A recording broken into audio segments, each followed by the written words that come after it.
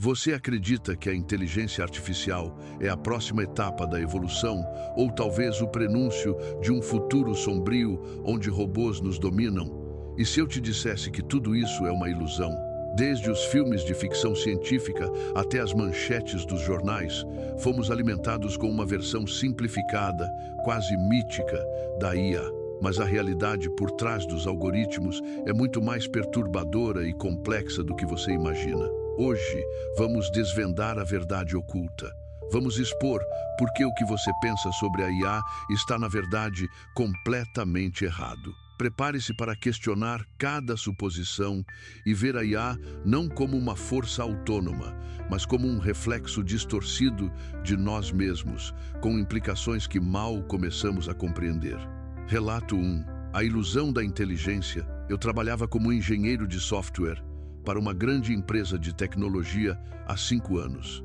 Minha especialidade era desenvolver sistemas de inteligência artificial para reconhecimento de voz. Todo mundo ao meu redor falava sobre como estávamos criando mentes digitais, como se fôssemos deuses modernos dando vida ao silício e ao código. A primeira coisa estranha que notei foi durante uma reunião de segunda-feira.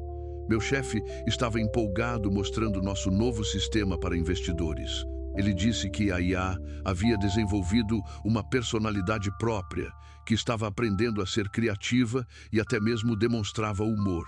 Eu fiquei ali sentado, sabendo exatamente como o sistema funcionava por dentro. Não havia personalidade, não havia criatividade, não havia humor. O que havia era um gigantesco banco de dados com milhões de conversas humanas que haviam sido analisadas, catalogadas e transformadas em padrões matemáticos. Quando alguém perguntava algo para nossa IA, ela simplesmente procurava nos dados qual seria a resposta mais provável baseada em situações similares que já havia visto. Era como se você pegasse todos os livros do mundo, cortasse em pedacinhos, misturasse tudo numa caixa gigante e depois treinasse alguém para pescar frases que fizessem sentido juntas.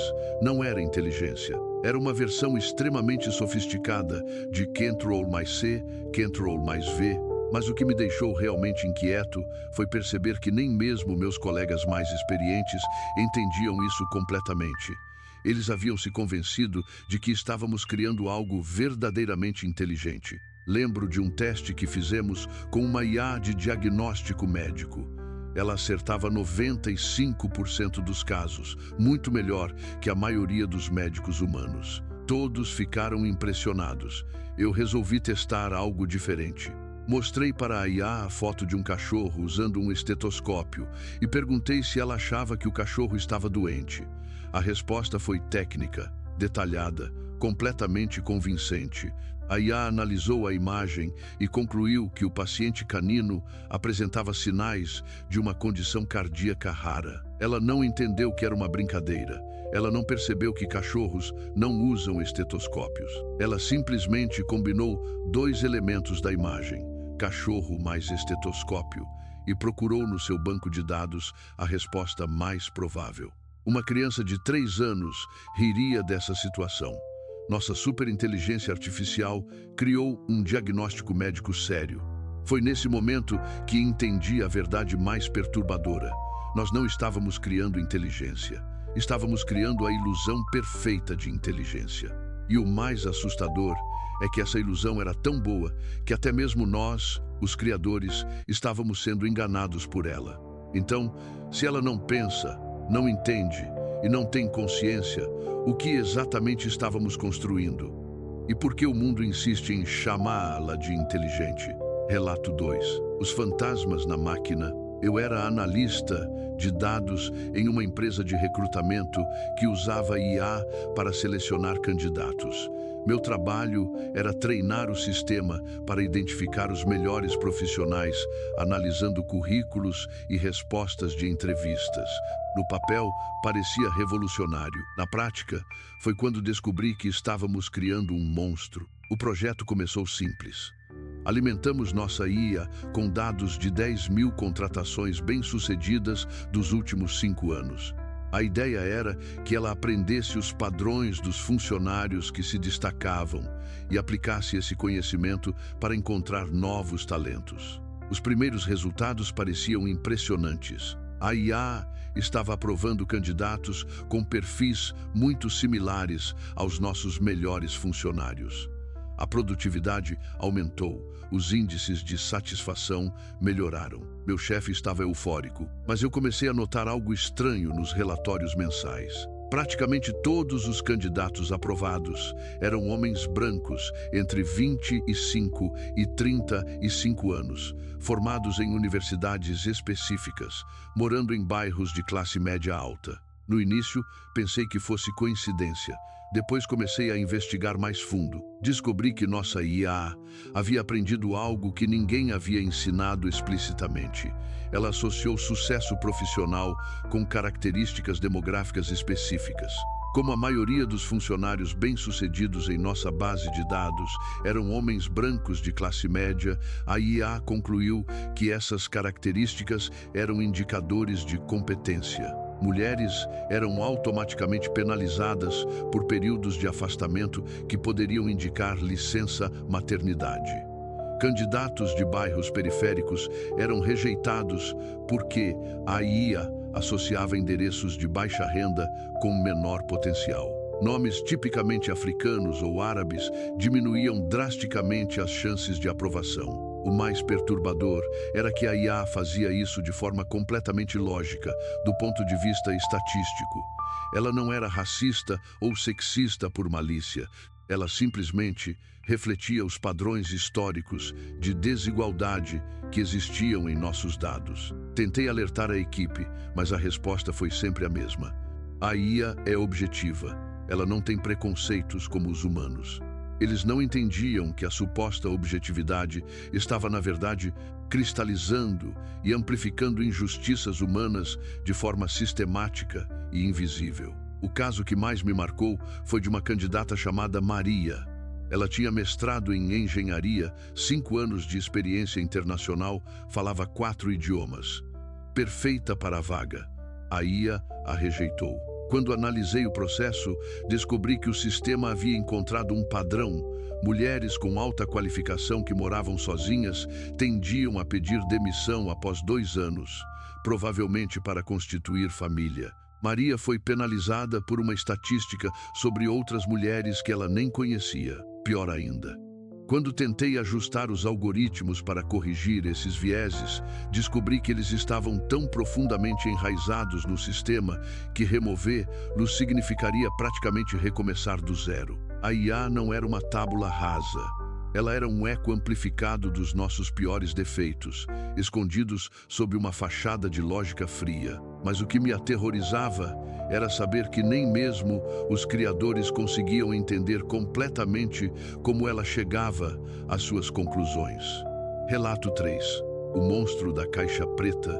Eu trabalhava como consultor em um hospital que implementou um sistema de IA para auxiliar em diagnósticos de câncer. O sistema era impressionante. Analisava exames de imagem com precisão superior à de médicos experientes. Identificava tumores microscópicos que olhos humanos não conseguiam ver. Dr. Santos, oncologista-chefe, estava inicialmente cético, mas logo se tornou um defensor fervoroso da tecnologia. Finalmente, temos uma ferramenta verdadeiramente objetiva, ele dizia. Sem cansaço, sem emoções, só pura análise científica. Tudo funcionou perfeitamente por 6 meses. Até o caso da Sra. Helena. Helena tinha 52 anos e chegou ao hospital com sintomas que poderiam indicar diversos problemas. Fizemos todos os exames padrão. A IA analisou as imagens e emitiu um parecer definitivo. Câncer agressivo no pâncreas, estágio avançado. Recomendação: quimioterapia imediata. Dr. Santos ficou intrigado. Ele havia examinado os mesmos resultados e, embora não pudesse contradizer a IA com certeza, algo não lhe parecia certo. Os marcadores tumorais estavam elevados, mas não tanto quanto esperado para um caso avançado. Pedimos uma segunda opinião. Outro oncologista analisou o caso e concordou com a IA. Fizemos mais exames. Todos confirmavam câncer pancreático avançado. Helena começou a quimioterapia. 3 semanas depois, ela voltou ao hospital em estado crítico. Não era o câncer que a estava matando, era o tratamento. Descobrimos então que Helena não tinha câncer. Ela tinha uma condição inflamatória rara que produzia imagens muito similares às de tumores malignos. A IA havia confundido uma doença com outra e, baseados na sua objetividade científica, quase matamos uma paciente saudável. O que me assombrava não era o erro em si. Médicos humanos também cometem erros. O que me perturbava era que ninguém conseguia explicar por que a IA havia chegado àquela conclusão. Chamamos os engenheiros responsáveis pelo sistema. Eles me mostraram diagramas complexos com milhões de conexões neurais artificiais. O sistema aprende padrões que nem mesmo nós conseguimos ver, explicaram. Isso é o que torna ele tão poderoso. Mas quando perguntei especificamente por que Helena foi diagnosticada com câncer, eles não souberam responder. A rede neural identificou padrões nos dados que indicavam malignidade. Foi tudo que conseguiram dizer. Era como perguntar para uma pessoa por que ela sonhou com determinada coisa. A resposta simplesmente não existia de forma compreensível. Dr. Santos ficou profundamente abalado. Como posso explicar para uma família que estou recomendando um tratamento baseado em uma decisão que nem eu, nem os criadores do sistema conseguimos explicar? Ele me perguntou uma noite. Essa pergunta me perseguia. Estávamos colocando vidas humanas nas mãos de sistemas que funcionavam como oráculos misteriosos. Recebíamos as respostas, mas não tínhamos acesso ao raciocínio. O mais aterrorizante era perceber que isso estava acontecendo não só na medicina, mas em todas as áreas. Sistemas de IA decidindo quem recebe empréstimos, quem vai para a prisão, quem tem acesso a seguros, quem é considerado suspeito pela polícia. Decisões que impactam vidas reais baseadas em lógicas invisíveis e inquestionáveis.